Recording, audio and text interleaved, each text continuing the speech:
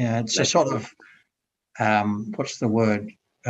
It's another way of saying died or passed away, as we say. Yes. Yeah. Right. It's like the karma arrived or something like that. Something like that, yeah. Yeah. Yeah. It's time, the time. The time has come, yeah. Yeah. The Yeah, time for yeah. karma. And Yeah, the time has come, probably. Time up, yes. The time. I'm sorry, Sarah, In that the wasn't clear. Pali, it also says the time has come. Yeah. The time is Yeah. up. Yeah. Time expired. Yeah. And it can be any time for anyone. Like you say, it seems so shocking, but it can be any time. That's the big lesson every time. Every time. This Every moment is the precious moment for developing understanding, because we never know when it'll be the last one. Yeah. For sure. I think Ajahn is here now. Dika, Ajahn.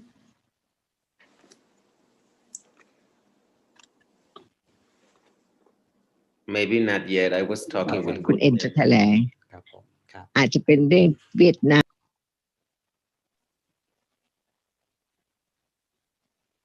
Did I just hear something? I think it was Ajahn's voice, but now the mic. She wasn't speaking too much. No, she was speaking in Thai, and I couldn't quite catch what it was. I have to get myself a pen here.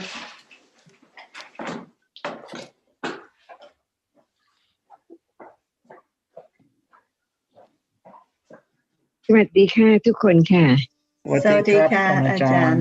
สวัสดีครับอาจารย์ครับ สวัสดีครับ Ajahn. Sawadika.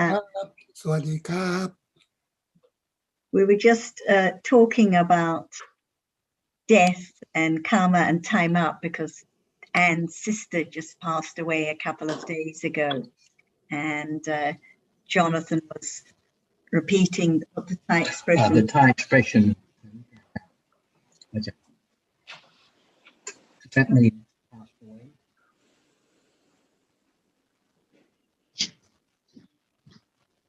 I cannot hear you now.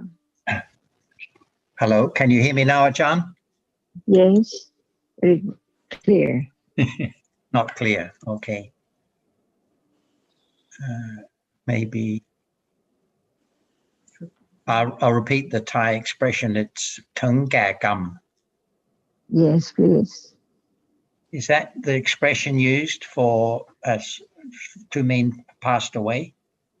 It's time to end the karma which conditioned that life as this being Right. in this world, this life Okay. comes to the end. But it's time, the end of karma. Right. I don't know if you heard what I said before, Jonathan was using the expression because Anne's sister passed away a couple of days ago, and it was a little bit of a shock for Anne and her family.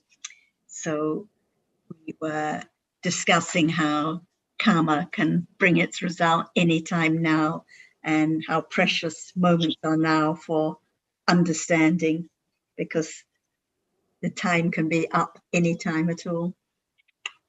Yeah, that's why anything can happen by conditions only. And it's not time yet, not ready for the condition to end this life. No matter who tries to kill or to do whatever, that person cannot end his life yet, as long as the karma is still conditioning what's happening in this life.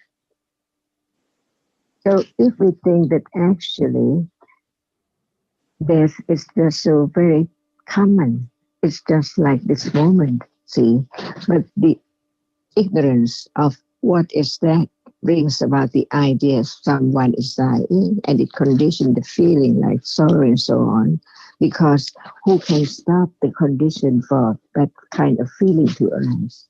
That's why only Dhamma can condition the moment of not being akusala.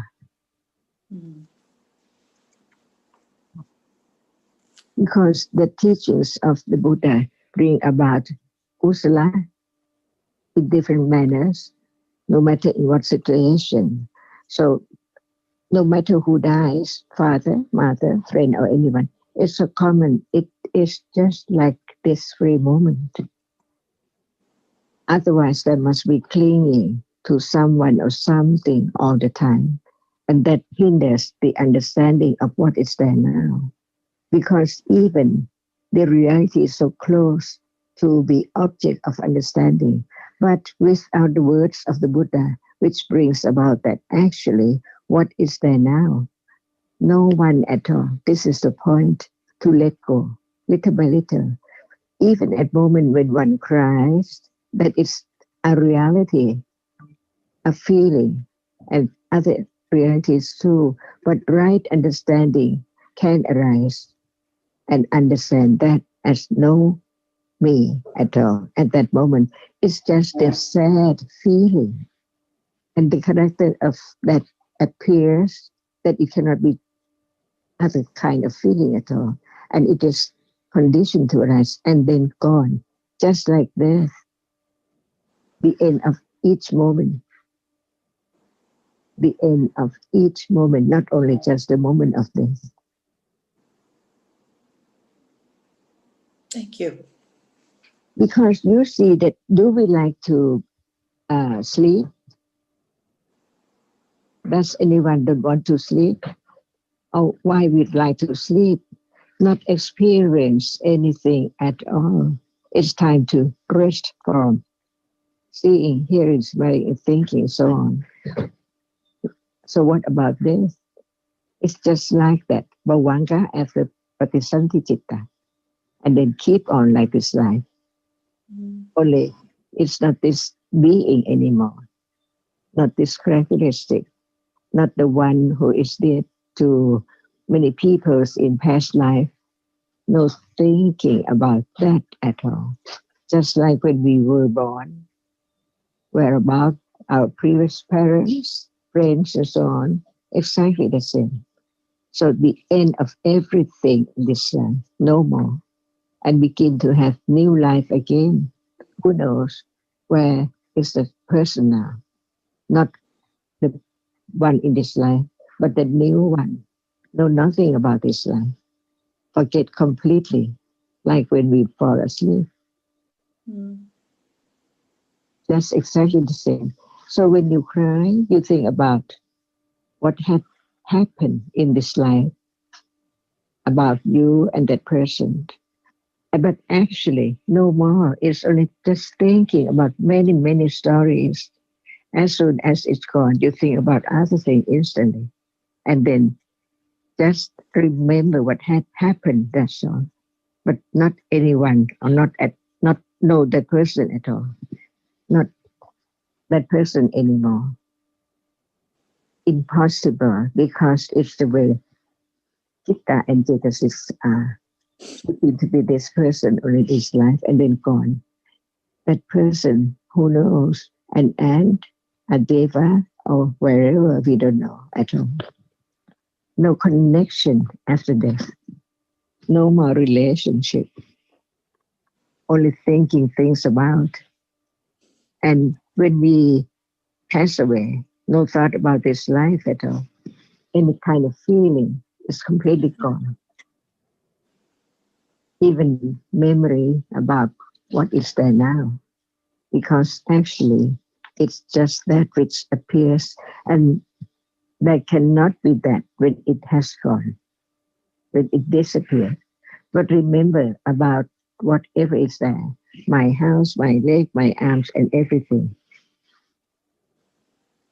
For only that very moment, and then other moment, again and again, changing all the time. No one can do anything, nothing in anyone's control. The way it is, that person just gone forever, no more to be this, in this life as he was or she was at all. Completely new personality, know nothing about past life, which is this life for us.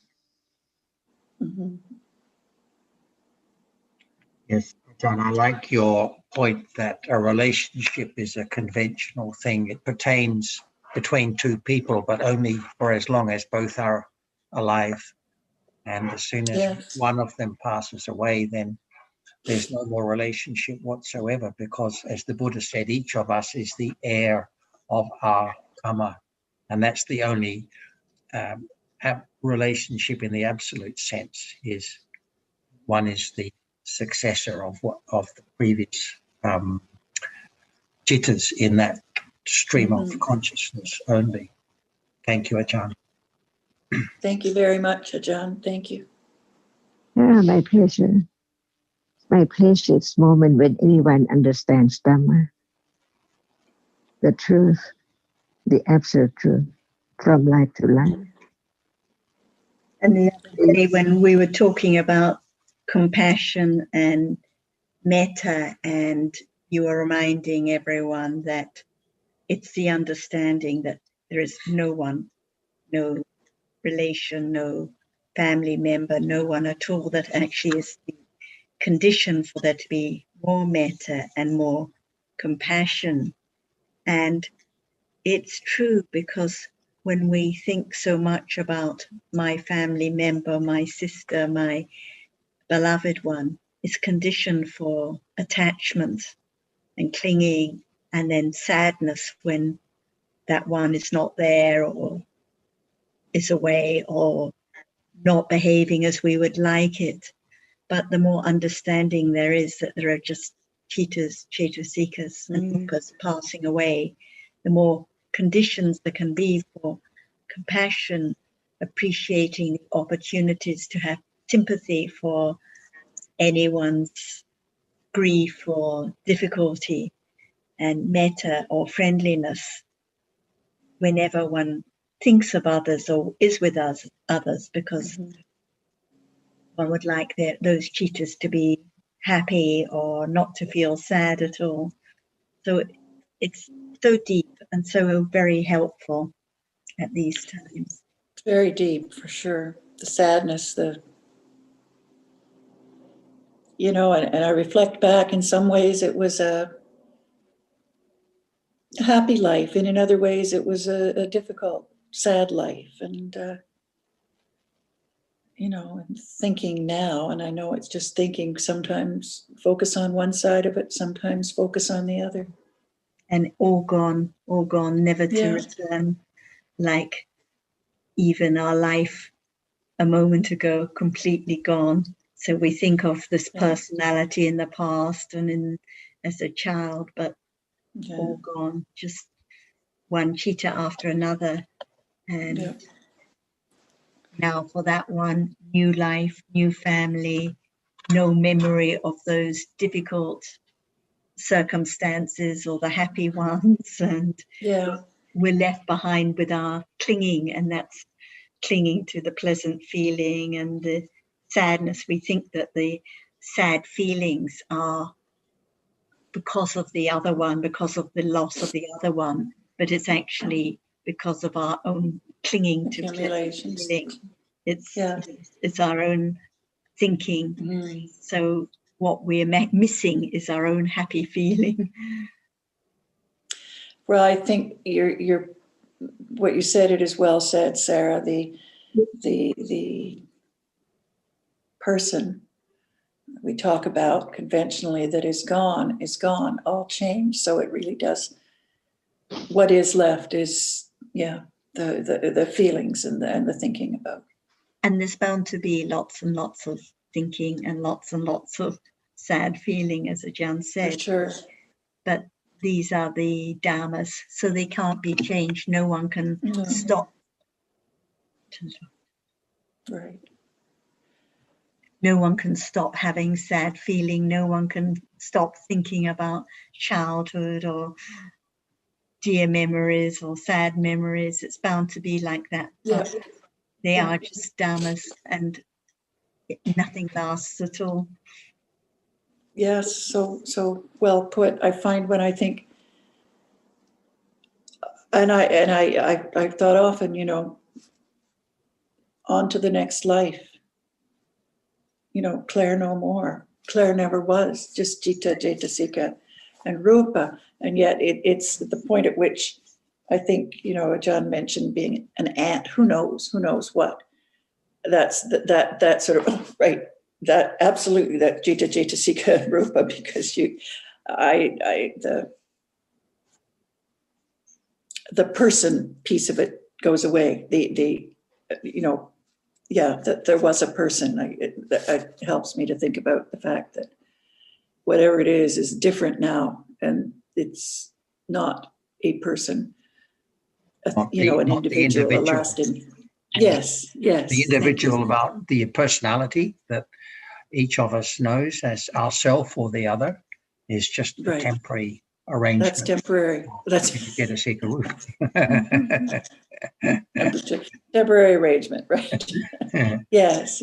No, it helps to think about that for sure. And in the absolute sense, the only actual relationships are the conditions that pertain between different dhammas, including, of course, karma and vipaka, but the other conditions, which are translated as conditional relations. That term, so it describes relationship between different dhammas. Those conditions describe the relationship between different dhammas, and in the absolute sense, those are the only true relations or relationships. Yeah. Yes, it helps. It helps to hear this discussion. I knew it would. And comment that Ajahn made, which I remember her making when other friends have passed away, just like now, we think of the end of this life as a very special moment. Conventionally, it's a very special moment, but actually it is just like now. It's just like just another moment, just like there is seeing now, hearing now, Bhavangacita now, falling asleep is just another moment. And there is death at each moment. Yes. Yeah.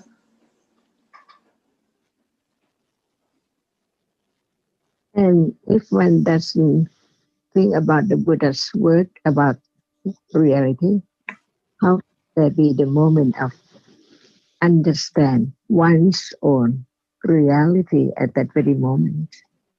Because at the moment one is occupied with story of friends or the past one, but actually that should be known and can be known. It's the very moment of citta and cetasika which arises now and falls away now. Other people of story dreaming about this and that, the world, dream world of everything. But without citta and cetasika, can there be a moment of thinking about your friend or anything appearing now? Just pay attention to that which appears. But each word of the Buddha taught about what is there now. The seeing is a moment which is conditioned. And where is it? Not far away, just now, at what we take for body, but no attention, no thought about that at all. That's why each word of the Buddha, even when we are talking about the story of the past one now, is reality, thinking, seeing all the time, see? And each word of the Buddha, little by little, can lead one to understand what is there now. And by then one knows that actually there's no one, no dear one, not anything at all. Because just the reality is conditioned to arise to perform the function and then gone. In samsara, this life, there is the story of this life. What about past life, a future life, new story or past story all the time, gone, never to be returned again. So the point is to understand the truth of actually without citta and cetasika, there cannot be anything appearing at all. And no one can stop whatever is conditioned to arise because it's already conditioned, seeing now, hearing now, thinking now. That's why one begins to understand more and more about the anatthaness. Nothing is left and no one can control the absolute truth is just the moment of experiencing whatever is there, and no understanding of conditions which are there. As one citta, there must be how many cetasika, depending on the function. No one can arrange the reality to be such and such, but this is anatta, completely anatta. So whatever we talk about, there can be a moment of understand that which now thinking, feeling, which is so close. That's why each word of the Buddha, no matter we're talking about what, will bring little by little back to this moment, but not back to the moment now because it's gone completely, but back to the truth in life. What is there in the reality when there's no world, no thing at all, but there is that which experiences arising as nimitta, and closer to understand the truth of what Buddha taught us right now to be so true that it can be directly understood, the truth, by understanding from one word to another, and more confidence of the truth that life is so short as this. Who will pass away next? Who knows? And when we're talking or seeing someone, could that person be our friend or parents, father and mother in past life? See, it could be, who knows? And this is the absolute truth, that the best thing in life is to understand what is there now. Even thinking about the past one, it's just the moment which is conditioned, and it's not seeing, it's not hearing, but it's thinking after many situations and conditions. That's all in life. No more at all. Only very short and so brief that it takes time to understand little by little. But each word of the Buddha, let go wrong understanding and clinging and ignorance. Otherwise, life has to continue endlessly and endless. It has to go on by conditions. So very miraculous to understand reality as not self, because actually it is so true. Hardness is hardness only when it appears. No thought about it as something, but ignorance takes the moment of the nimitta as something all the time, as something from life to life.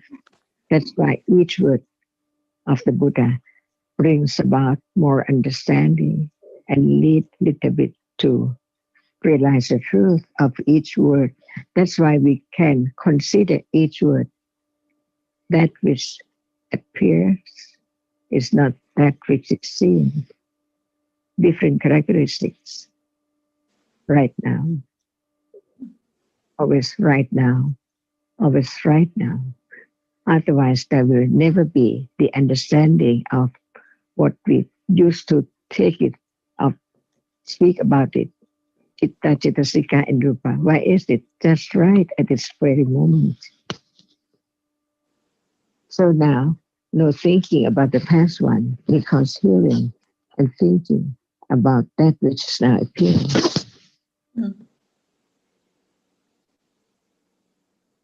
And what is true? Everything is conditioned to appear and then disappear unknowingly. But it can be object of understanding directly when Panya develops. The truth is this moment. And the words of the Buddha can condition moment of thinking carefully, wisely about whether it's true or not. When it's true, it can be directly experienced. To know its truth, that actually it's gone. It's gone. So by regret and be sad about that which is gone, not only the past one, but even right now. No one, even what we take for that who passed away. No one. only the process of citta and cetasikas, all in the world, no matter what world.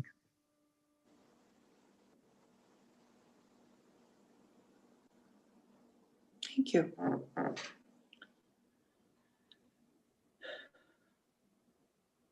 Less unpleasant feeling? I'm sorry, less unpleasant feeling? Yeah. Sometimes. Mm-hmm. It's good to hear. Yeah. It's good to hear the Dhamma. Moment of It's very good. Okay. Who knows that there can be understanding and direct awareness right then by conditions, no expectation. So whatever is there, it doesn't matter at all because it's by conditions. Mm. And I think, Ajahn, when you say the point is to let go little by little, it is little by little. So Very little by very little. Just a little bit of understanding that it is just a Dhamma and it's gone, and it is just the thinking and the unpleasant feeling that are the problem for that moment, and then gone. Mm. It helps a lot, just a little bit of opening the fist a tiny bit to let go a little bit of the idea of self and someone, but little by little, drip by drip. So Yes. very little, but it is not known. Yes, that's right. It's not known.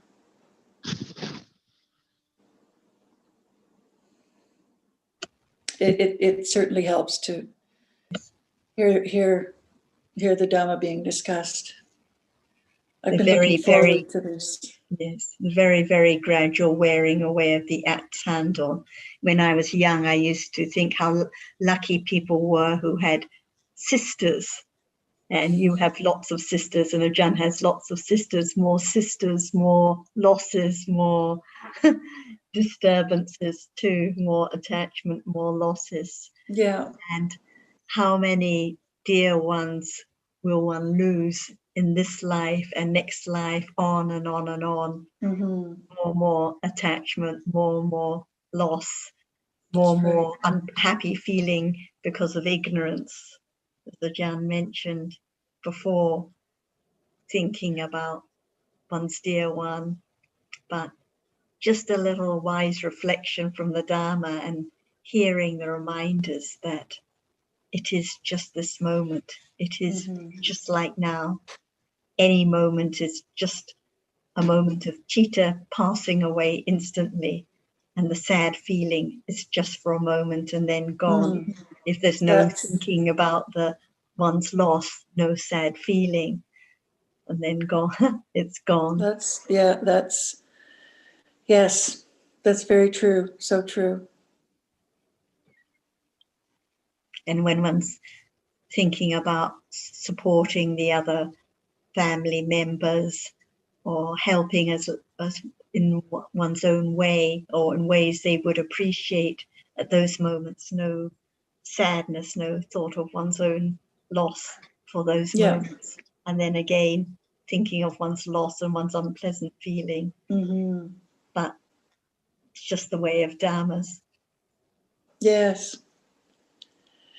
Yes, I find the unpleasant feeling with, the sadness, there's a lot of sadness in the loss, but also the kind of, challenges and difficulties she faced and the actually really the strength she had to face them. But it was sometimes sad, and certainly sad the way it ended, but it's by conditions, and there's no control. We never know how it will be or what will happen next.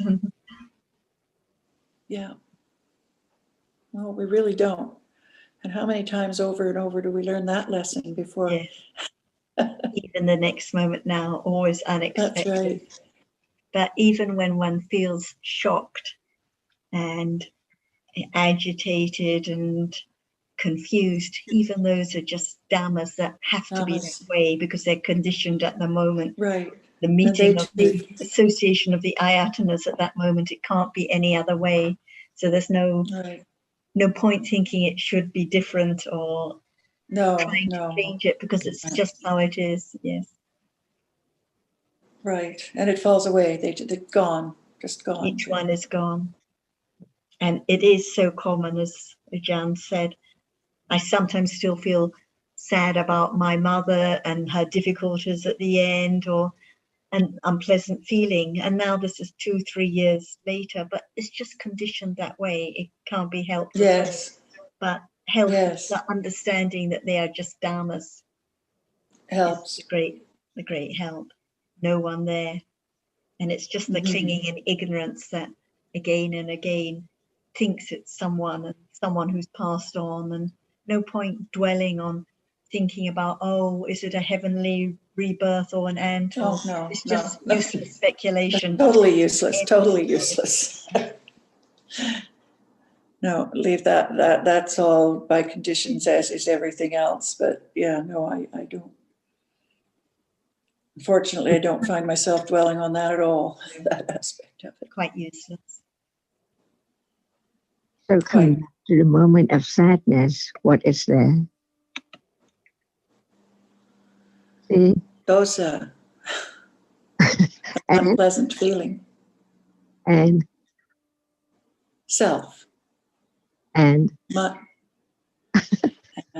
ignorance. Ignorance, yes. No panya at all. Different from the moment when there is the understanding from talking about the truth of it. See, quite different when panya is there and when ignorance is there. So one can see the danger of all akusala moment because ignorance is there. When there is less and when it's panya, it's quite different. Yes. No sadness at all. Yes. So the understanding. When there is no understanding, it must be such and such different moments. It can be very pleasant or unpleasant, but ignorance is there. Ignorance is there, yeah. The great danger is ignorance, because whenever it's there, usually there's attachment with it.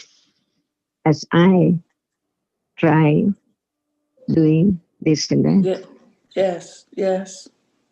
So the point of when there is panya, the feeling is quite different from the moment when ignorance is there.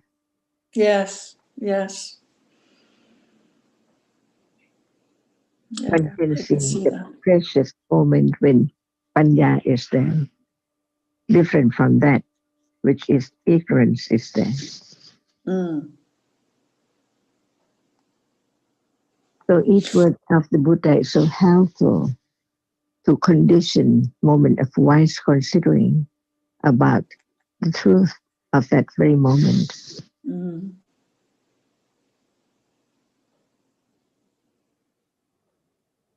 Ignorance is very, very little, so very little that it's not known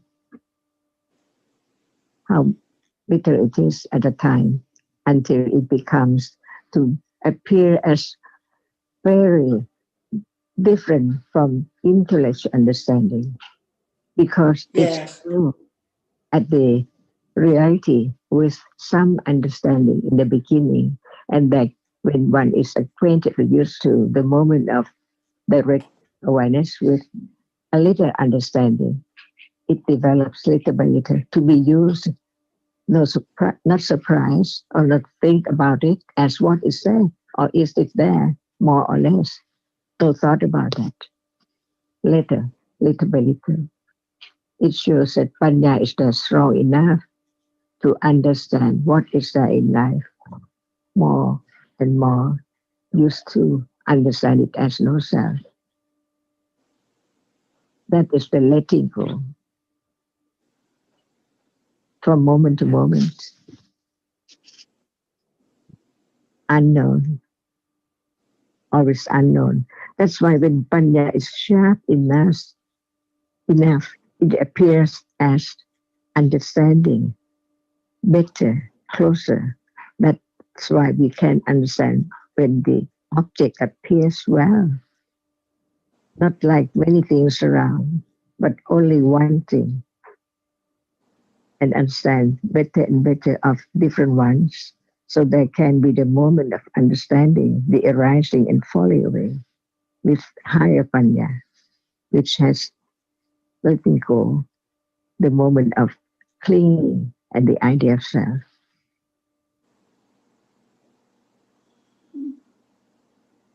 And this is the path of the Eightfold Path, only understanding that which is now appearing from hearing, considering, until it understands with direct awareness of an object at a time, to become used to that object as not anything at all.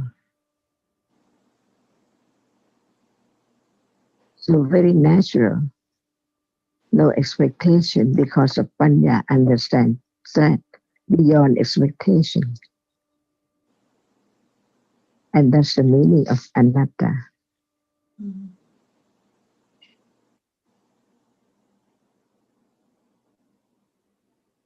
Thank you. ยินดีค่ะ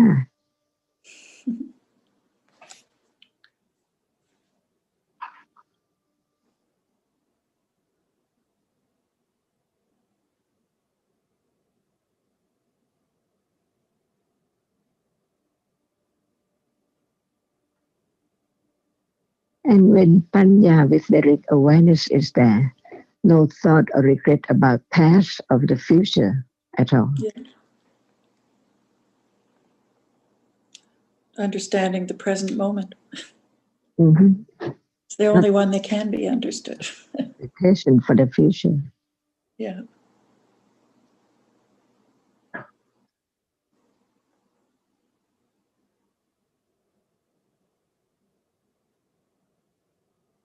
No regret. Yes, regretting is so useless. And that, yeah. I'm sorry, I couldn't hear that, Ajahn. Okay.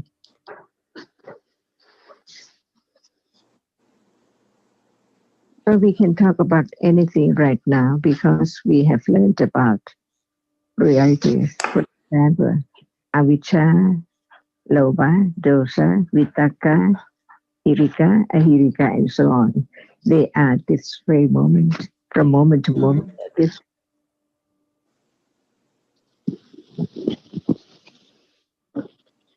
otherwise is in the book or in that person, this person, but the point is that not at all. It has to be what we take for one's own self. But actually, that can be known is this, not those.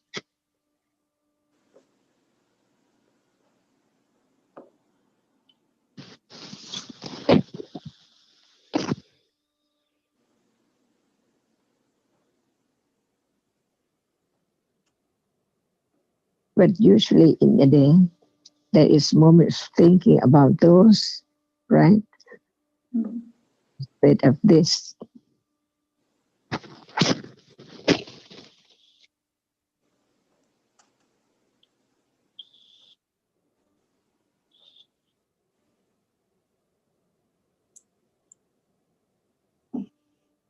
So what is there now? It's not just thinking about those, but it's that which experiences, no matter what, hardness, seeing, or thinking, it's there, here, now. That which experiences. Otherwise, we think about anger, we think about attachment, but not understanding that it's only that which can experience, but in different manners, with attachment, or anger, or jealousy, or ego, pride, and so on. See, they are all there, covered up by the rapidity of the arising and falling away.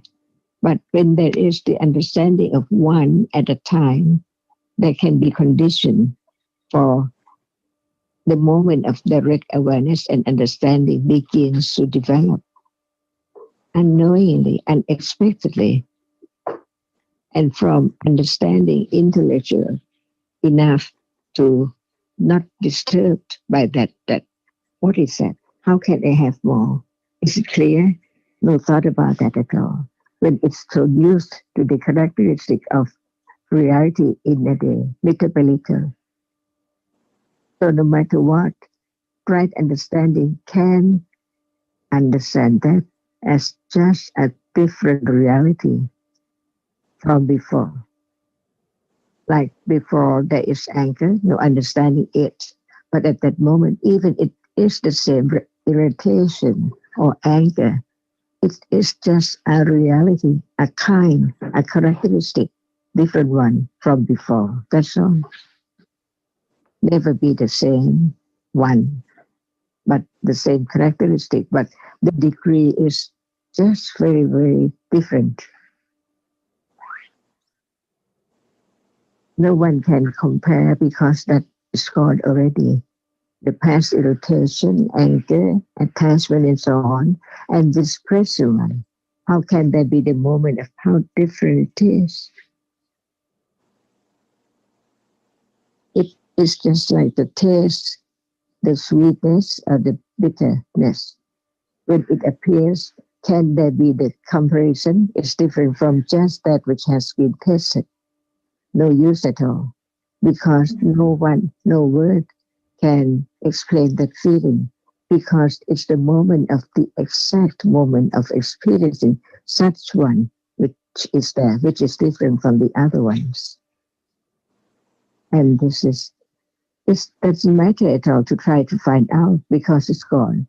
If one is trying to find out, ignorance, attachment is there, because not understanding that as just a reality.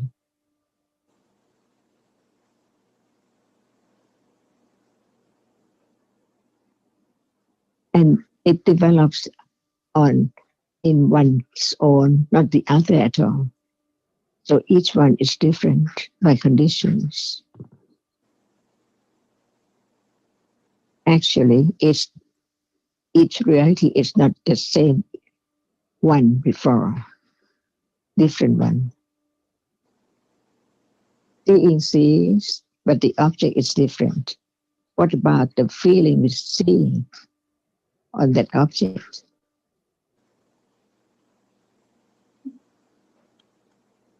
Ajahn, I have a question about, and I think you've just answered it. You were talking a moment ago about when you have something sweet, and it seems like that sweet taste lasts. Well, my question was regarding pain. You know, when you bump something and you've hurt your leg or whatever, and the pain seems to continue on, but I heard Sarah say on Saturday, it's gone already. It's gone already. But it doesn't feel, if you're in pain, it doesn't feel as if it's gone already. But I think what is meant is that the particular experience of that pain is gone already. And then there's another arising moment. Can you explain what it means? Like, why does it always continue to feel painful? Everyone understands or knows about the painful feeling, right? But in a process, painful feeling arises with what citta? Painful feeling would arise with akusala. Painful feeling means bodily feelings. Right? Yes, that's the one I was talking about. Does it arise with the seeing? Painful feeling, does it arise with seeing moment? No, no, with seeing, it's indifferent feeling. So it arises with what citta? painful feeling?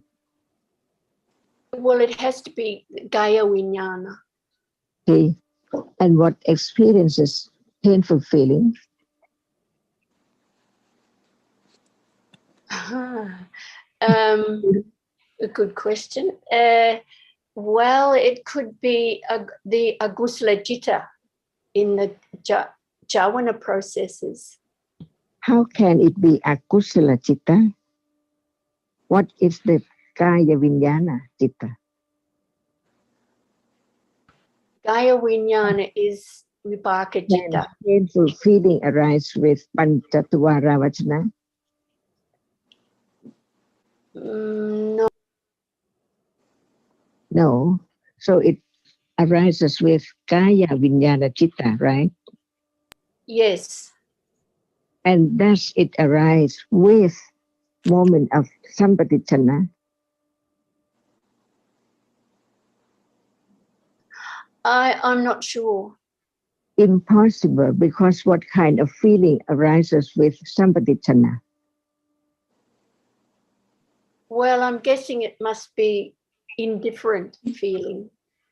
That's why one has to understand in what moment there is painful feeling, but it arises and falls away so fast. Even at moment of vipassana jhana, only the mitta of that which experiences appear no matter what. It can be painful feeling, it can be the hearing or seeing or whatever, but the characteristic of no matter what it is, it's only that which can experience. Otherwise, there must be the idea of thinking that it is nama, is that which experiences, but the characteristic which really experience does not show up because of different characteristics like seeing, hearing, thinking, and liking is there as it is, as it is conditioned to be there for panya to understand it as it is. At moment of understanding what is there as painful, no other object is there, only painful is there. But who knows that it is the nimitta of painful feeling, because actually it arises with only kaya vijnana. So how much rapidity of the arising and falling away, unexpectedly, beyond expectation, because what is there appears as nimitta. But when it appears as one characteristic, that characteristic which cannot be other characteristic at all, appears as it is, as that which experiences. But in the way that it feels, or it is such, because painful feeling cannot be the rupa. The rupa cannot pain. See? Yes. That's Yes. why Yes. that must be the understanding to develop the moment of confidence of the truth enough to condition moment of direct understanding of what is there now, one by one, not just thinking about it, because only one is so short. But when panya is there, there can be object of understanding, whether it's short or long. There can be very short pain, depending on the conditions that it arises as that level, that length, or it can be long pain. It means that the reality which is painful arises with that kaya vijnana long enough, so we know how long or how short for everything. But to understand clearer, condition the understanding of no I who can do anything. You cannot have just only one unit of a reality appear, because it's impossible.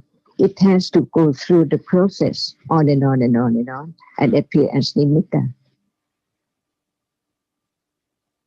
So painful feeling arises with kaya vijnana citta only.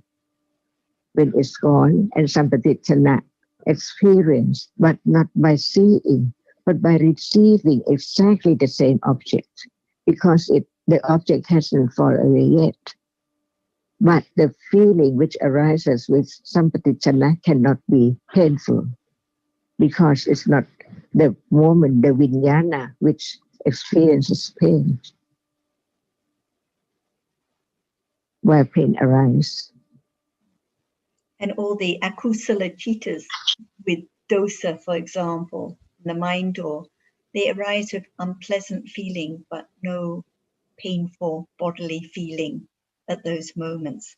So there can be a lot of thinking with dosa about the painful bodily feeling, and there's unpleasant moment at those times, but it's just thinking and imagining the painful bodily feeling, because at those moments no painful bodily feeling.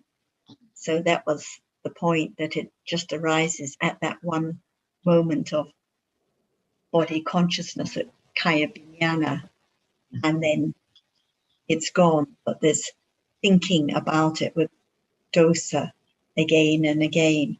So it seems like it lasts for a long time, seems that it lasts for many moments, but actually it's just one moment and then gone.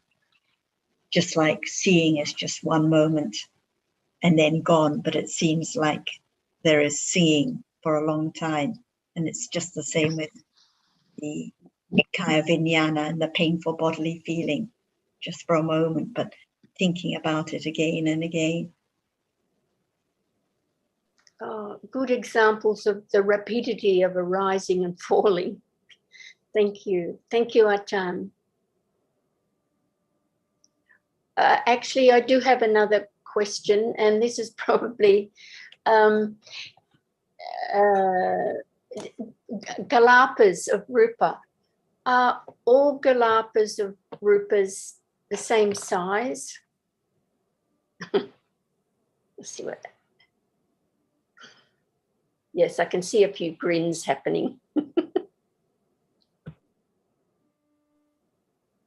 Well, each kalapa is made up of 8 rupas. So actually what we call a kalapa are just these 8 rupas arising together. So can you say the size of hardness or the size of temperature is different? It's just that reality. So that reality cannot be, it can be, the hardness can be harder and harder, or softer and softness, but we cannot say that hardness is bigger or smaller than another hardness. But there can be 8 or more rupas arising together. So the kalapa of 8 or 10 or 12 or 13 rupas, you can say it's bigger because more rupas are rising together. But actually each rupa, each reality is just as it is, no matter when it arises.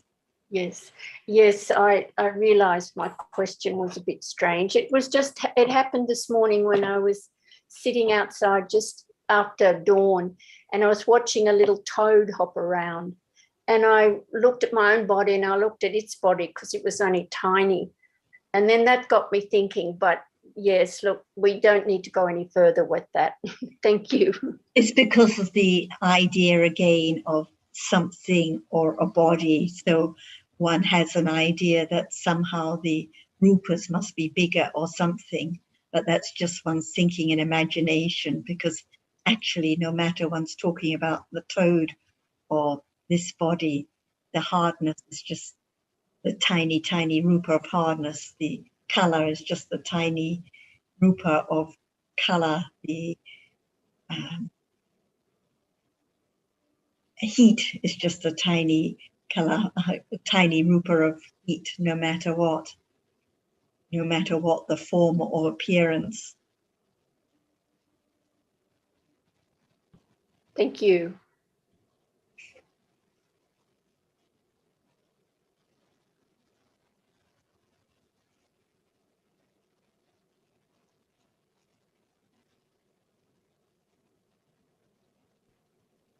Well, I have more questions if no one else has got anything. And it's regarding another thing that came up on Saturday. Ajahn, you spoke about the 3 rounds of Arya Satya, Pariyati, Patipati and Pativeda, and I didn't get it. Can you explain a little more, please?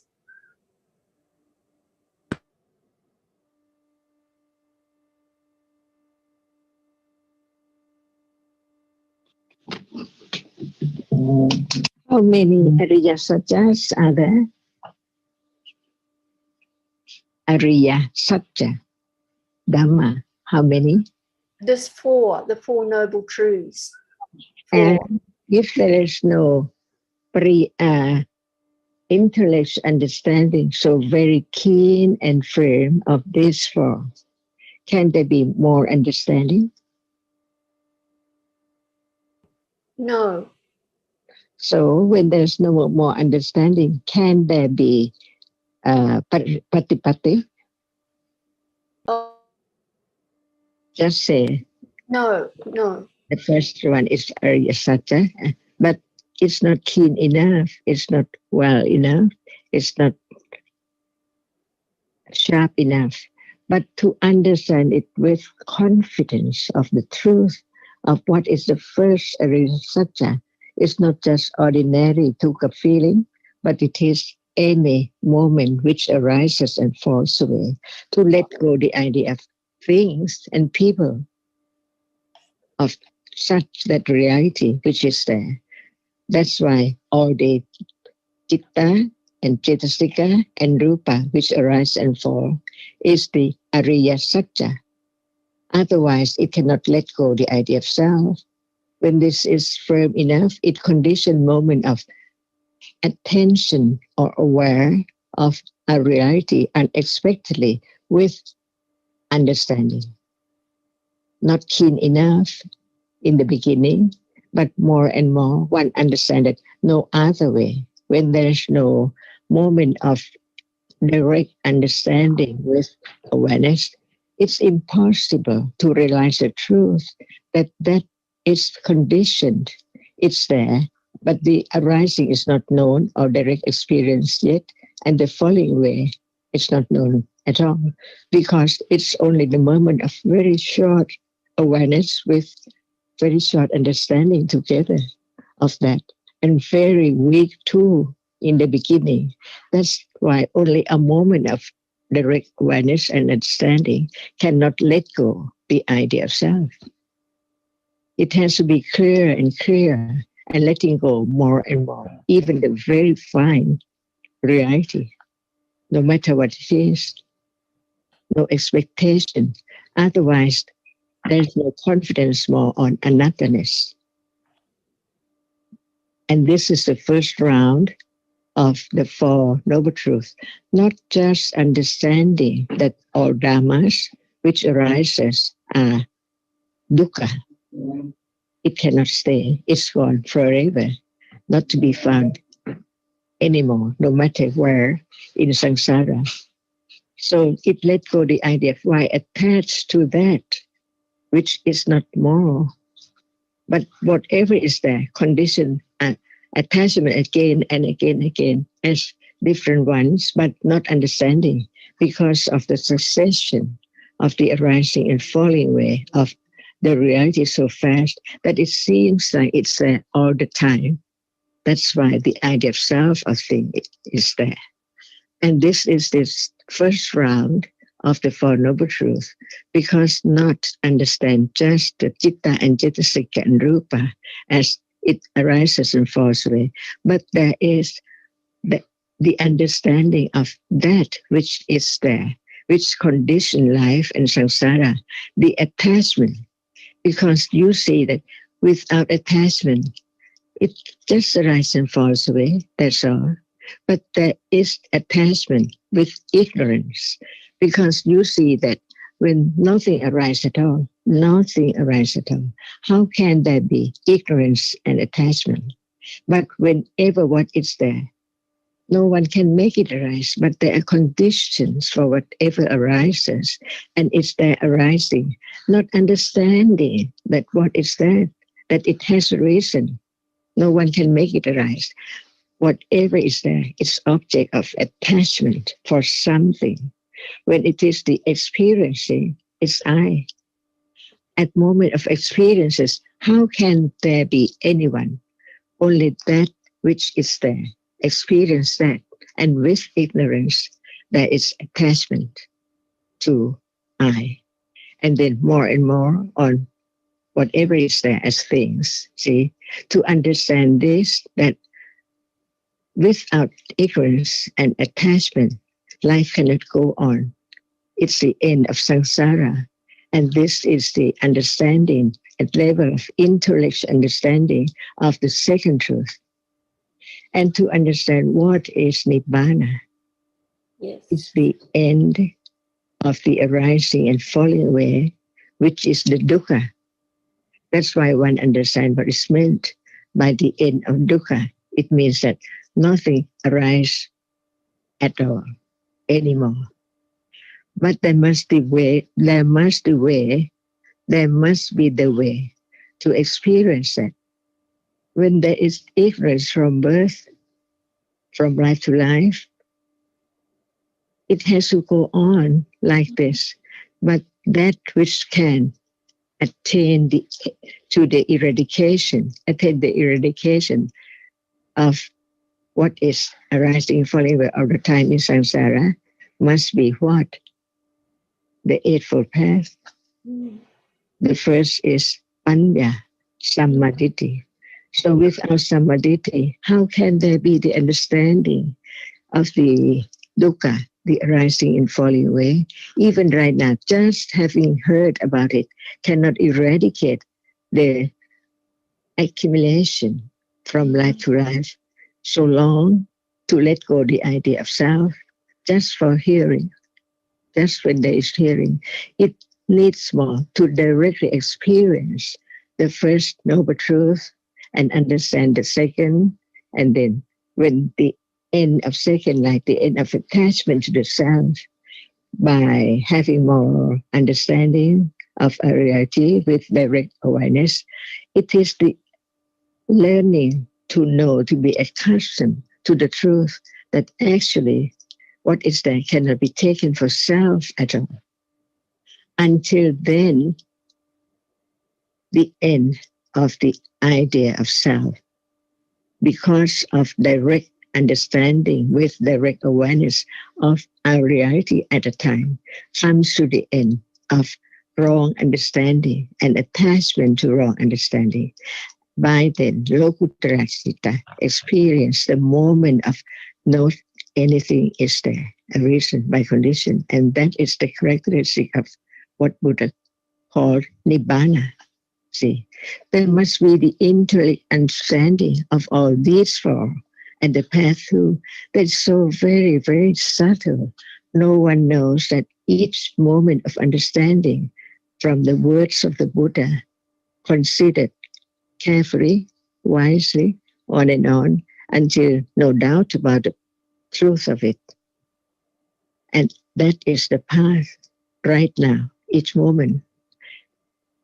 Who knows how much understanding, but vipassana jnana is there, which is quite different from the way it appears in samsara.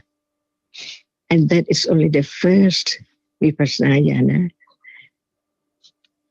It conforms with what Buddha said, one at a time. And what is there? What does it mean?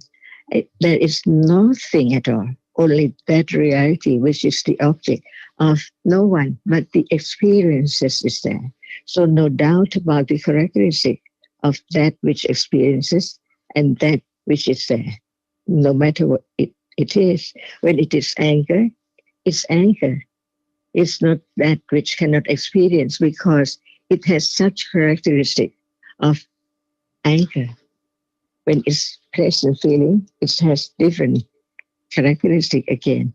So it has to develop on and on and on. And Panya knows that there is still attachment to being, to life, until more develop of understanding, because the experiencing, the very clear comprehension, when just only one reality arises, it's not forgotten at all. But from that on, moment on, it can condition moment of developing that which has happened, which has known, which has clearly experienced to any object in daily life, until it's developed more and more, seeing the danger little by little, just like now, unknown, a little bit, so very tiny.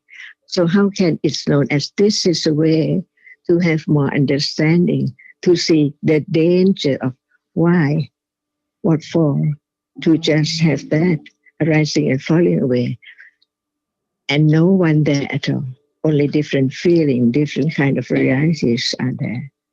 So no doubt about the path leading to more and more understanding at different level, until different vipassana is there.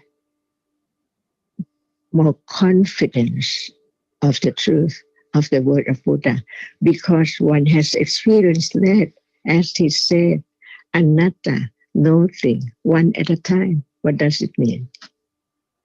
It's just like if one, or the fish in the water,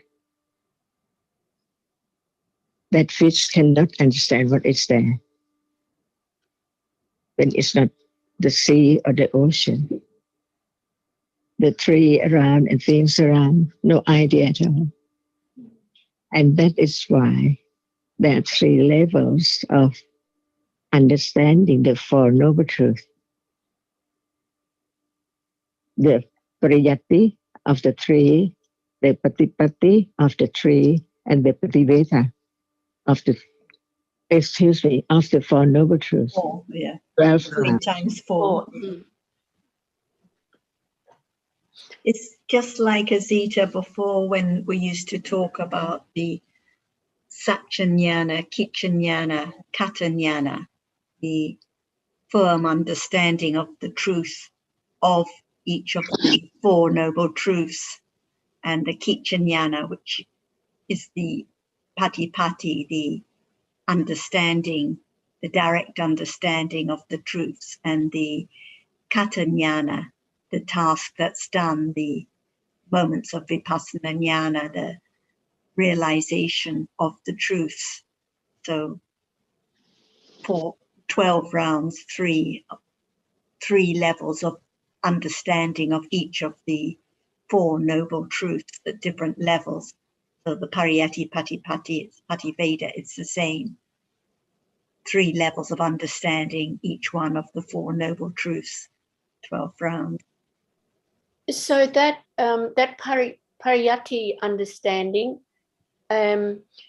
so as this understanding of more and more understanding of the anatta-ness of realities, then there's less clinging to those realities, because it's seen that they just disappear.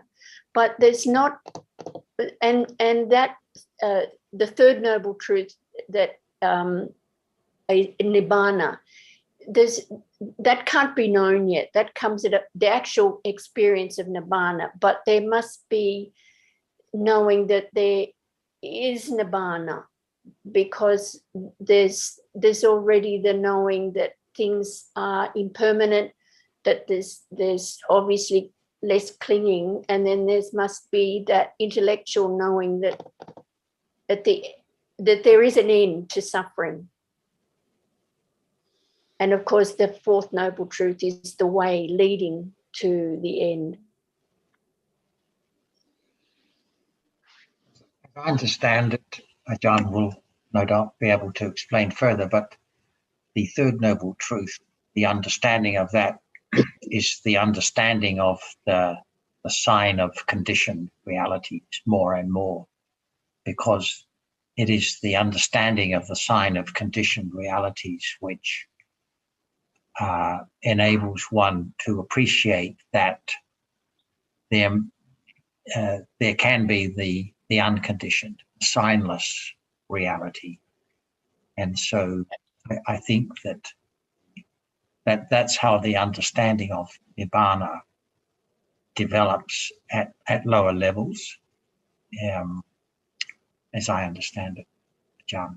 And I think that the more appreciation, a bit like we were saying at the beginning of the discussion, how life after life, there are going to be all these difficulties and disturbances and shocks, and actually at each moment there's the arising and falling away of reality, which is dukkha, and understanding more about why each reality now, even the pleasant feeling, is dukkha, leads to the understanding gradually that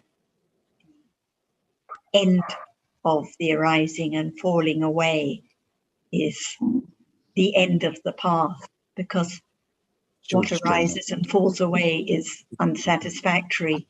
So why life after life continue with these experiences, each one of which is dukkha? So Nibbana is the end of the arising and falling away, and it must be possible for it to be experienced. In Zita, each of those four notes in the Dhammacakkappavattana Sutta, which is the first sutta that the Buddha spoke to, you have those three different rounds with regards each of the noble truths. So if you want to perhaps to look at it a little bit more detail, that may help also, because each, as already has been spoken to, each of the noble truths has three different aspects.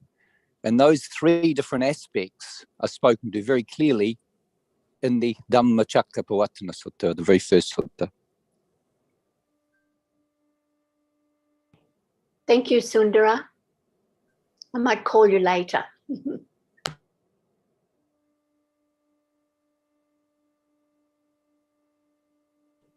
And thank you, Ajahn, and Sarah and John, that's made it, and Sundara, it's made it a lot clearer for me. Thank you.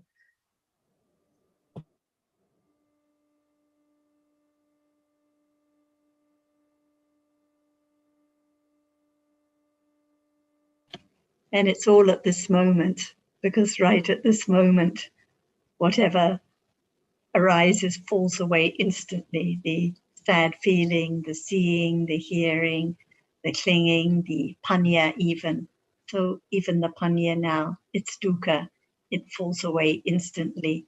Whatever arises is gone. The painful feeling, gone, never to return. So that's why even from the very beginning, the understanding has to come back to this moment, the understanding that there are just dhammas which don't last for an instant and are gone immediately. So it is the understanding of the Four Noble Truths is always the beginning now. Thank you. And without clinging and ignorance, there wouldn't be the continual arising and falling away of these realities which are dukkha. And the end has to be the end of the arising and falling away of what is conditioned. And without understanding, impossible to ever understand anything about life at this moment.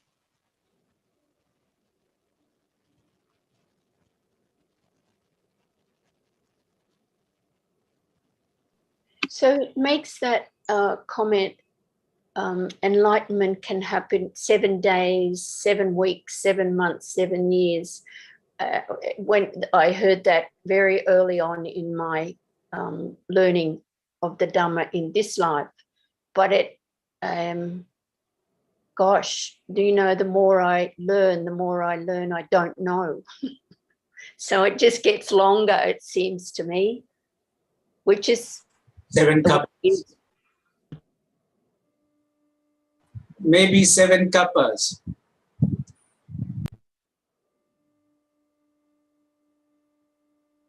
Who knows? All by conditions unexpectedly. No point thinking about it. Just depending on conditions right now. Who knows the next moment whether it will be panya or ignorance. or juti jita. Exactly. Anything.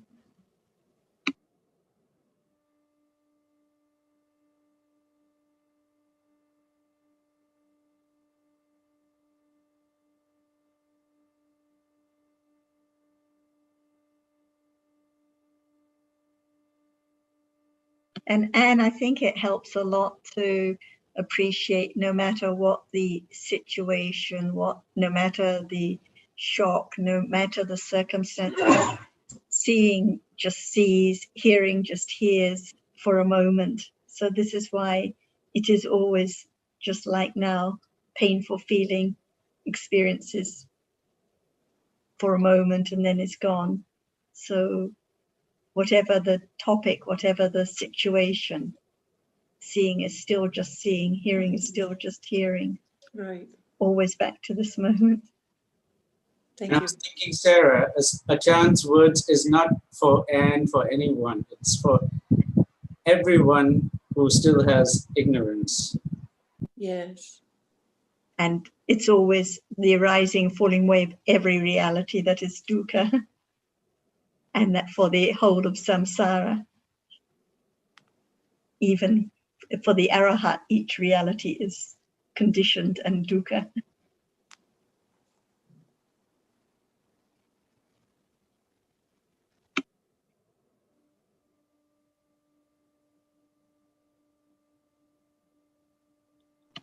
Tadao, did you have anything you'd like to bring up today?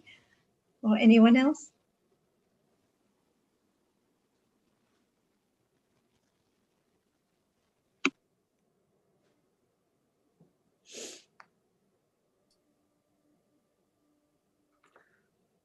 Hi, Constantine. I have a very vague question.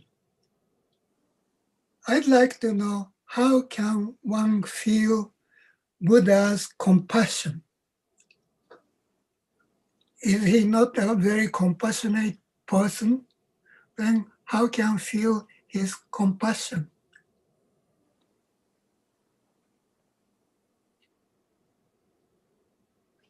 How long did it take for one Buddha to be enlightened? How, Countless eons. and what about Pacceka Buddha? How long? Probably shorter. Why not? Different virtues. Difference in virtues. And why one is Sammasambuddho and the other is Pacceka Buddha and other Savaka Buddha? Mm. Because of compassion greater than Yes, yes. Savaka. Willingness to help others. Because you see that even we never understood the teachings of the Buddha, one can see the value of the teaching so much that it can help the other in samsara, not just in this life, to understand the truth. And what about comparing to the great compassion of the Buddha himself? Much more than that, because we don't have to develop quite parami, which is so very, very great to become Buddha, but to understand the teachings enough for oneself and to help the other as much as one can do, because understanding the precious moment, the precious reality, which is the understanding, which cannot be at all, even just a little of the truth, if there is no word of the Buddha from his great compassion.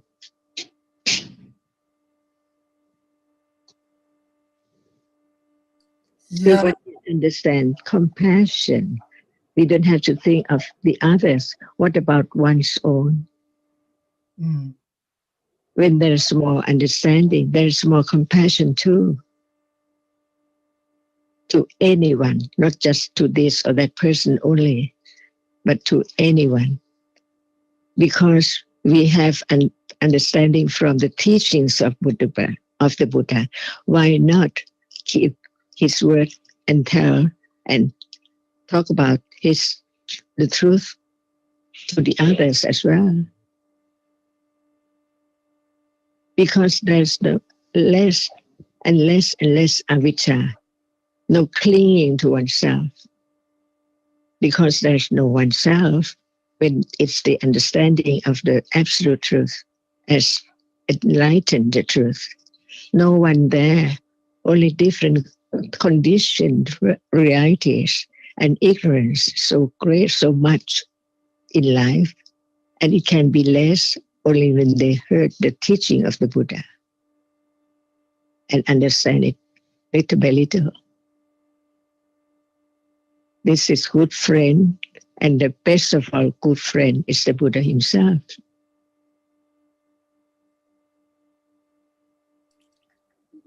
Sometimes, okay, please. sometimes I need Buddha's compassion as a medicine. Okay, do you have medicine? For instance, I've been suffering from grave pain on my shoulder for the last 2 weeks, and now I'm very painful. So I need his compassion. Because I still not just realities, akusala or kusala, see. And Panya can see the danger of akusala and the benefit of kusala. Quite opposite. And all troubles come from akusala. Kusala doesn't bring any trouble at all. And especially Panya is like the best medicine, very effective. Yes, I agree with you. Little by little, it takes quite a long time, or Sankhara Dhamma, Cetasika, Sankhara Khanda are performing the function unknowingly all the time until it appears as it is one at a time. Whatever one learned from the book, from the words of the teachings of the Buddha, can be known because they are all here and now. No matter what it is, the feeling, the Vedana, the Sanya, and the Cetasika, Sankhara, Khanda, and the Vijnana, any moment is there. And what is there? Ignorance covered up the truth until the words of the Buddha can bring about the understanding from wise considering about whether it's true or not. The absolute truth for sure is there now, can be known from hearing, considering, being aware, and develop understanding until it appears well, one by one at a time. If it's not just one at a time, it cannot appear well at all. And when it does not appear well, it's only just the idea. It's that, not self, not self. But that which is not self doesn't show up as what it is, which cannot be taken for self. What is meant by the experiencing, that which experiences, there must be nothing as shape and form and world and trees at all. Only that which experiences. It is experiencing. That's why its characteristic shows up as that which experience something there. And something there when it's not the rupa, that's which cannot experience, that is only sound or smell or taste and on, is that which is not the taste, not the sound, not anything, but experiences. So what is the world at that moment when the reality which experiences show up? Nothing but that, no shape, no form, nothing at all, but that which experiences. By then, no doubt about the characteristic which is Dhamma, the experiencing. And when there is thinking, it depends on how great or how much panya is there to know that. What about sanya? Just remembers that, which is thinking about something. So if there is no understanding clearly about the 5 khandhas, all 5, it's impossible to let go the idea of self forever. Never be more, never arise again. That's why it takes quite a long time to be Satyayana of the intellectual understanding of the Pariyatti. Yeah, I totally agree with you. If one is suffering from pain, it's full of self. Mm-hmm. It's good to know. Panya knows, only Panya knows, it's not anyone. And to down, like now, can you feel anyone's metta or compassion, or only think about it?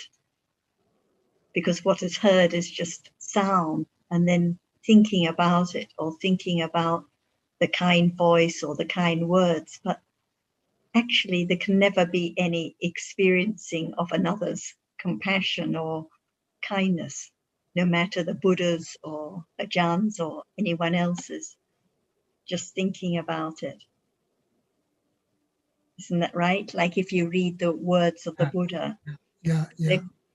you cannot experience the Buddha's compassion, but there can be thinking about the great virtues of the Buddha and the great kindness and compassion when teaching the Dhamma and helping everyone. But it's just thinking about the other's compassion, cannot be the feeling of the other's compassion or directly experiencing it. Yeah, I can see it. So when one longs to feel or experience the other's compassion or kindness, it's the clinging at that moment, clinging to oneself, that would like so much to experience it and is thinking about it, different from the moment of reflecting on those wholesome virtues. In conventional terms, we talk about sympathy, receiving another person's sympathy.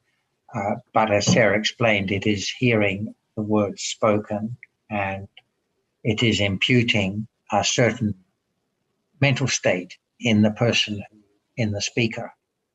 But that mental state is not experienced directly. It is something that is assumed from the words spoken and the tone of voice and so forth. So there's no actual experience of the sympathy, whether it's wholesome or unwholesome.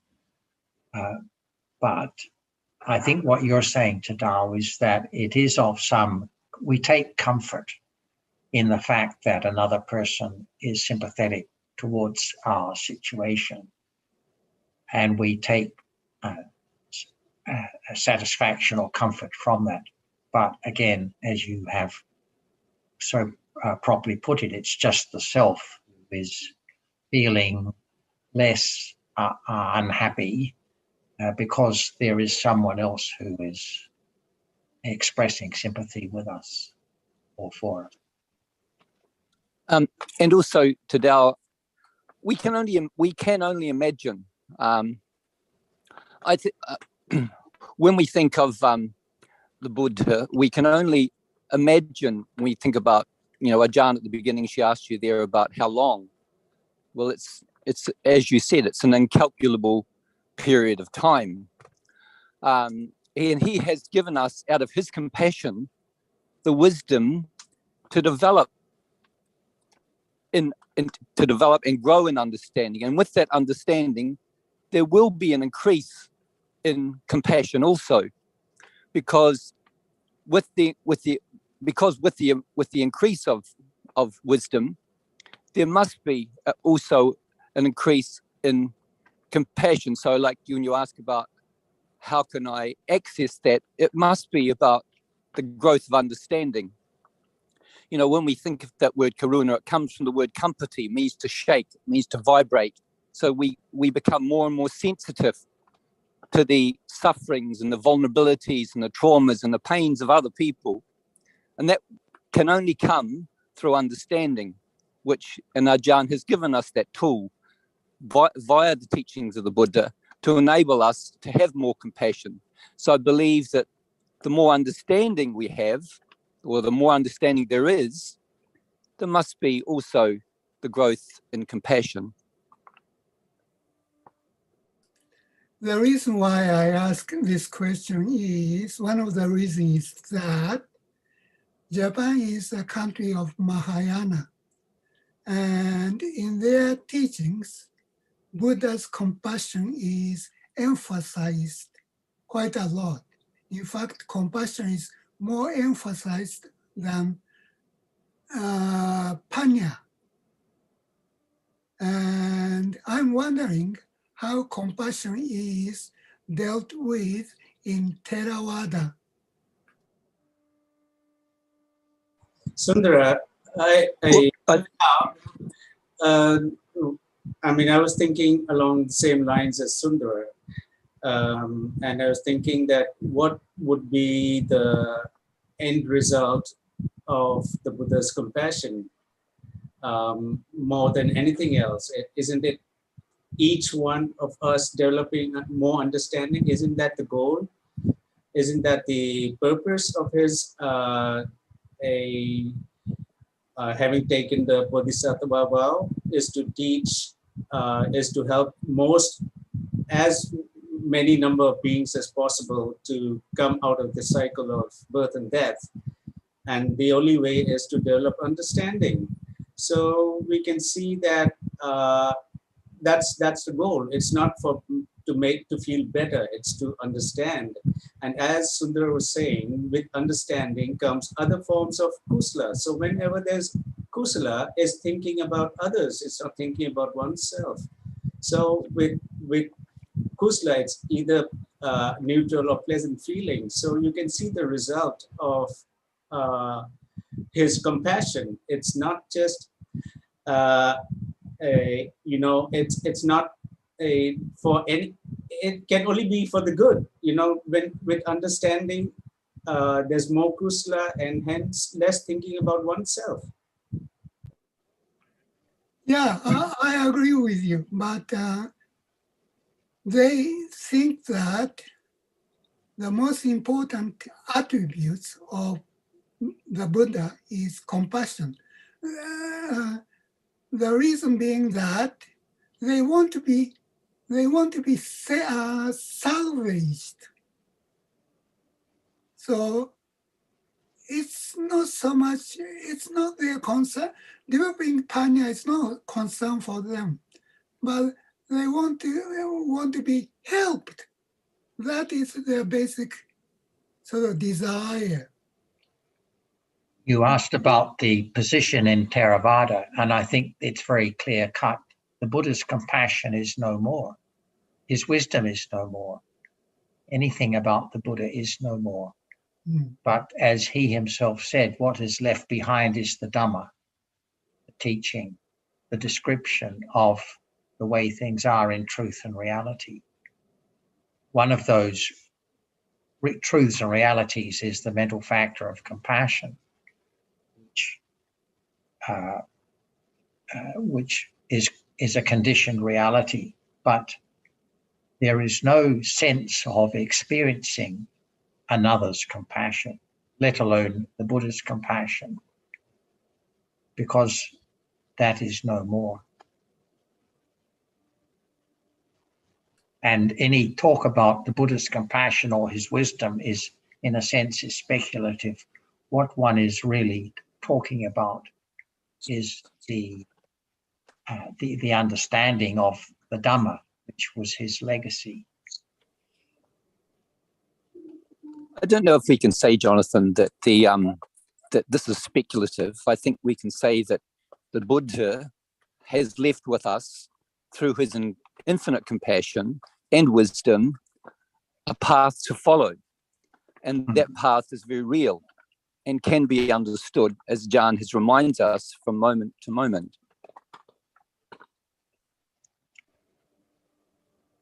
Yes, but the compassion and the wisdom of the Buddha is not there any longer. I think what Tadao is talking about when he refers to Mahayana and his original question was somehow experiencing the compassion or the wisdom of the Buddha. And I think in Theravada terms, that is not accessible to anyone. Well, yeah, I still think is debatable. But however, this could go on forever and ever. I feel that when we talk about Theravada or whatever voice, we can always come back to, I believe, what I call the Theravada, or the wisdom of the elders, who have left with us these incredible truths. And like, perhaps getting back to what you were saying there, Tadao, is that the people of Japan, I'm imagining via what you have said, is that they stress this element of compassion, because I do think perhaps that's not perhaps as wisely understood as it could be. That's perhaps another point that could be talked about. But they are, I think, via the Buddha's teachings, we still have flavors of what is true and what is good and what is useful. So, and we all, when we hear those words compassion, even if we haven't heard the Buddha's teachings, we will understand it means to be concerned and attempting to understand what it means, the pain and suffering, what that pain and suffering means for other people. We try to understand that, and we try to alleviate that in best ways that we can. And sometimes, as you know, we may do that with kusala, and we can do that with many moments of akusala as well. And it's with the wisdom, and I think it's always useful to come back to this point, that there must be the growth of wisdom for there to be the growth in compassion. That is, to me, the legacy of what the Dhamma is all about. Yeah. I've started to writing a book on Buddhism consisting of several chapters. And one of the chapters is on Mahayana. I have to put this chapter because Japanese do not know Theravada at all, and they cannot understand Theravada. So to be helpful for them, I'm going to work on one chapter on Mahayana. And in that case, I have to think what Buddha's compassion is. Or was. Yeah. I think the point is, it doesn't matter whether we call it Mahayana or Theravada. Ignorance is ignorance, wrong views, wrong view, compassion's compassion. And if there is the idea that one can feel the other's compassion, feel the Buddha's compassion, then it's the wrong understanding of Dhamma now.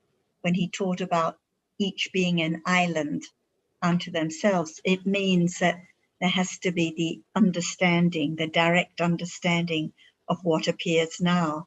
So if compassion arises now, it can be directly understood at that moment. If it doesn't arise now, it can't be understood. And when there is the appreciation how little understanding there is of the realities appearing now, how impossible it is to know the other's cheaters at any moment, just only by speculating. Like someone said to me one time, oh, Ajahn has metta all the time. It's just thinking, speculating, because like any other reality, metta arises and falls away instantly. Even the Buddha at moments of seeing and hearing, no metta. So when there's more understanding about the realities appearing now, there's more understanding of the nature of dharmas as anatta, and the understanding that there cannot be the experience of the other's citas. So we appreciate the great virtues of the Buddha, the great compassion, the great metta, the great panya, without which it would be impossible to develop any understanding now. But that's different from experiencing it. And just briefly to that, we know that the reflection of the virtues of the Buddha is one of the subjects of contemplation, development of samatha. But they're the object of the contemplation.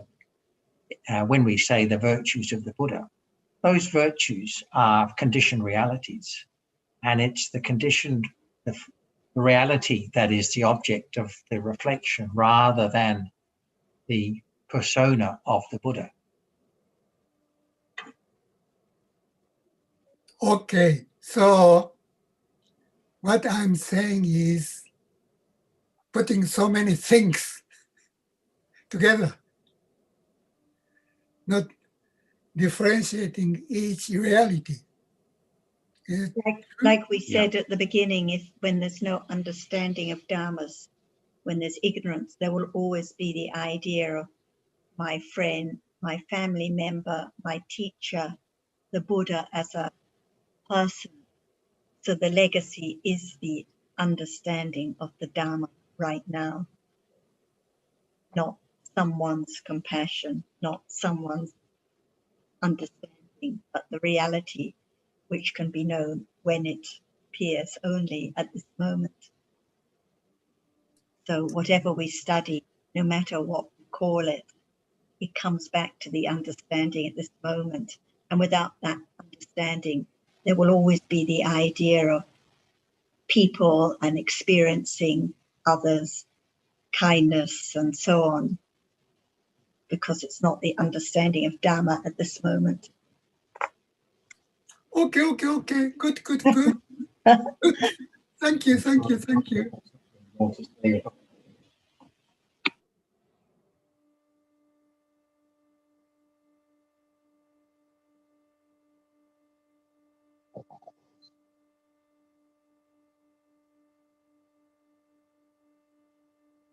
No matter one says that someone is Mahayana or Theravada or Christian, makes no difference. Ignorance is ignorance. It doesn't belong to Christian or Mahayana or Theravada.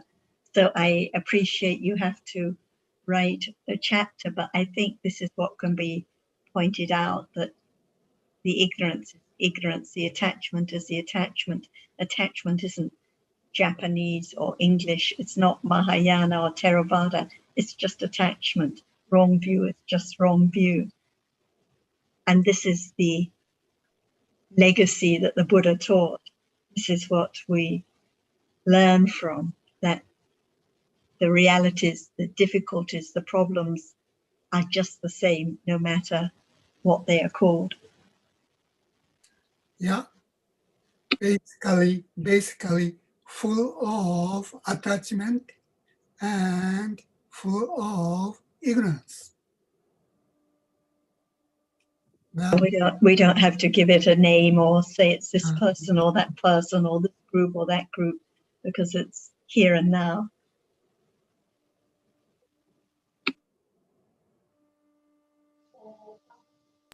Okay, thank you very much. Thank you.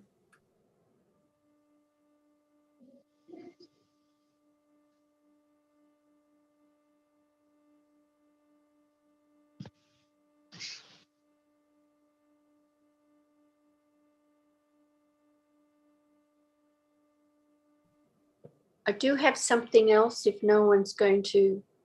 Maeve, do you want to say something? Pina? Okay, I'll go ahead. Gusala or agusala gamapata. So it's through action, speech, or mind. Now, I'm living in a rather weird situation, and often I feel quite irritated, but holding my tongue, my sharp little tongue, but there's a lot of probably ill will towards the people, and it makes it unpleasant. Mostly for me, I try and be civil enough to the people. However, I just wonder, if there's ill will towards someone, but there's no intention to harm them. It's just like I'm irritated. I just wonder, is just ill will towards someone through, like my agusala gamapata through mind?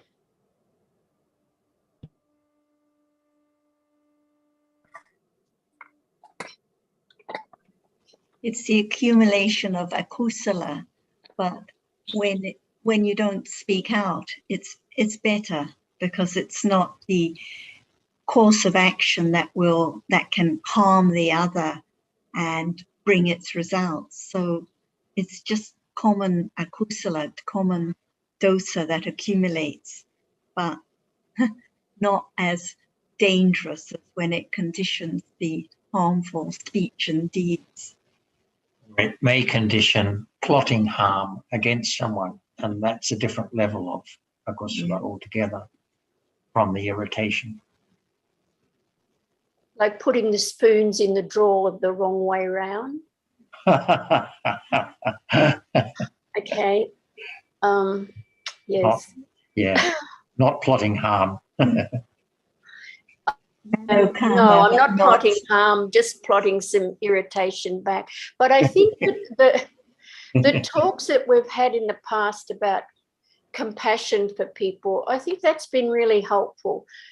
It's a particular person, and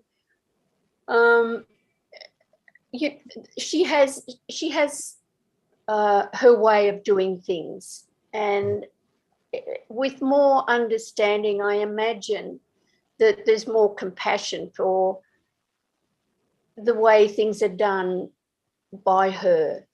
And so, I can accept that, but I get a bit annoyed. Yeah.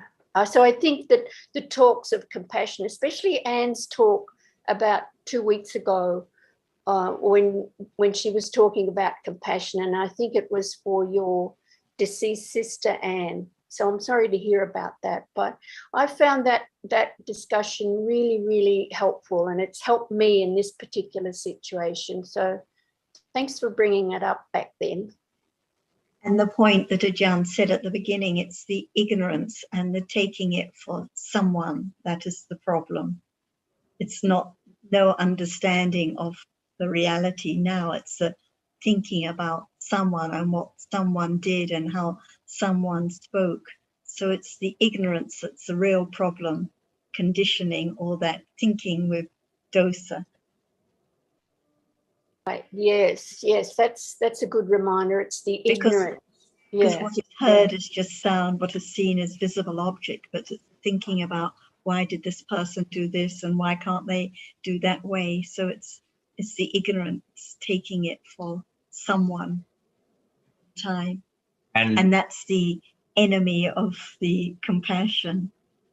When you mention the kind of the teasing that you just described about, say, putting the spoon in, it's really wanting to see someone else in discomfort. You're waiting to see their reaction, and their problem, if you like to put it that way, is their strong attachment to things being a certain way, but there's no understanding, or there's no sympathy, no sympathy for that particular aspect of their mental makeup, which of course we all have. But one is taking delight in seeing their discomfort and aversion. Yes, I feel like a naughty child, actually. and occasionally when I go to put the spoon in the wrong way around, I do have a moment of, hey, look, this might really upset that person. So I do put it in the right way. But it's more interesting watching my own reaction to the way this person is. Yeah, What about ignorance is a good one. Thank and you. what about the reminders last time when you brought up about the dust drag, like when there's the thinking, why did they do it this and why did they treat me this way? And what about the dust drag reminders? Less attachment to one's own importance or thinking it should be how I like it or how I'm used to it. What about all the moments of mana at those times? So the problems really are nothing to do with the other person or how they speak or behave. It all comes back to the akusala now. And to Tao, that akusala is not Theravada or Mahayana. It's just moments of ignorance, moments of attachment, whatever one calls it. Same problem, common problem. Yes.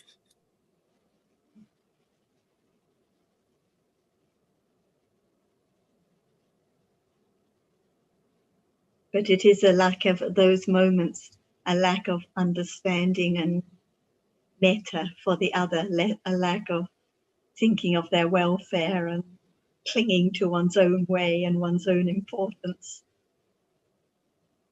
And it's someone, something.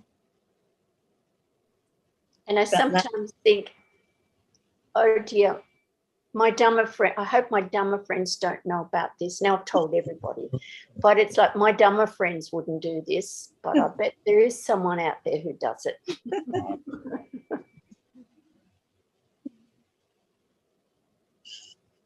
Thank you. Thank you for the reminders today. It's been great.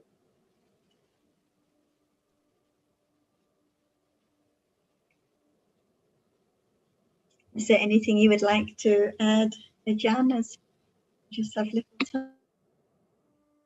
I think that it's quite a test how much understanding is there, because that is not the moment of just thinking that it's not self. So how can there be that direct understanding of that moment as a reality, as it is, no one there at all? That's why it's quite a long way to go. And the daily life is the proof or the test to understand how much understand it at that moment, at what level. Even intellectual level is not there when akusala is there. So it shows how much akusala, not in the past only, but even everyday's life, the lopa and the ignorance are added each moment when there is no understanding. That's why seeing the precious moment, value of understanding, one it can condition the moment of listening, considering, or reading about each word of the Buddha, just again and again, over and over, about the truth of it, so that it can condition moment of understanding that very moment with direct awareness. No other way at all. That's why one understands what's meant by anatta all the way, each moment, and kanti without patient to understand that it's not in anyone's control at all. It is there already to be known as it is.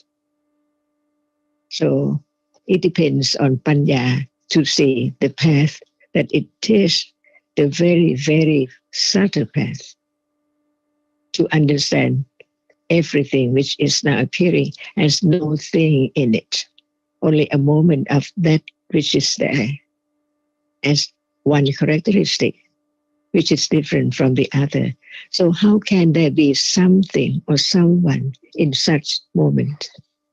It just repeat and again and read the teachings or hearing it again and again and develop the understanding, the depth of the subtlety of each reality, which is now arising and falling away.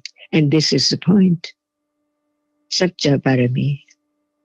No other moment to go wrong when there's Pariyati, Jnana Satya of the Four Noble Truths, the first round. And second round and third round comes later.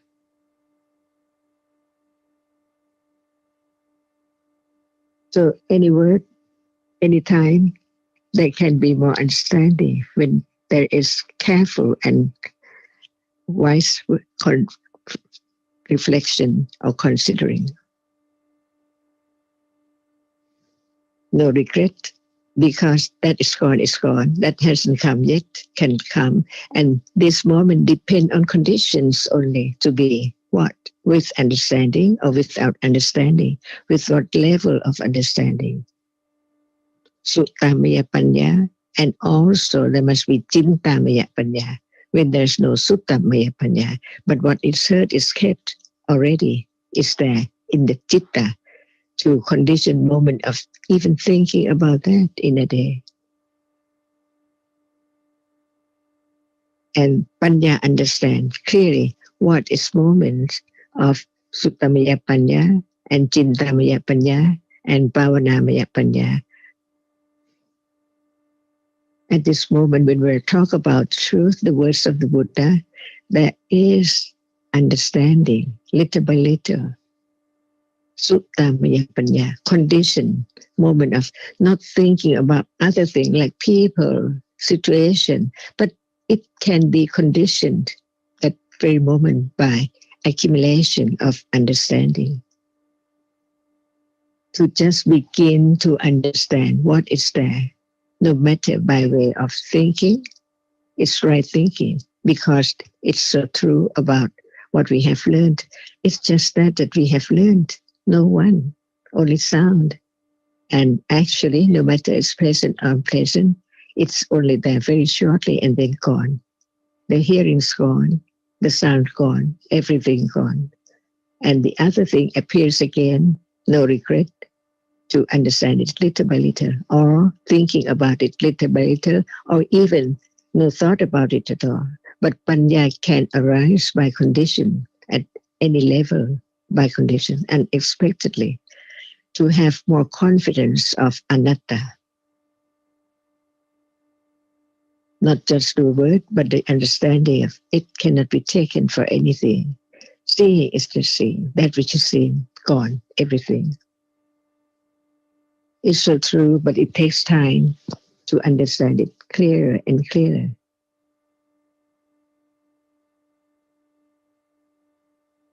No other path.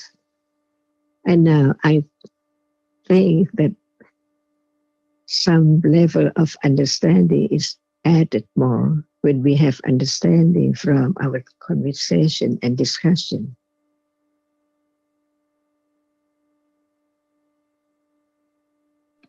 Thank you very much, Ajahn. ค่ะขอบคุณค่ะ Yes.